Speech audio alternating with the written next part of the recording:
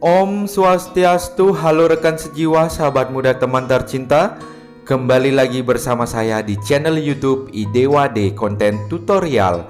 Di video kali ini saya akan berbagi tutorial cara membuat caniga simpel dan sederhana untuk Hari Raya Galungan dan Kuningan dari bahan janur kelapa dan janur ibung. Ikuti terus tutorialnya karena di video diterapkan dengan detail agar mudah dipraktekkan. Dukung channel ini dengan cara subscribe Idewade, like, komen, dan share. Aktifkan lonceng notifikasinya agar tidak ketinggalan video terbaru dari saya. Oke rekan sejiwa, sahabat muda teman tercinta, mari kita simak tutorial cara membuat caniga simpel dan sederhana untuk Hari Raya Galungan dan Kuningan.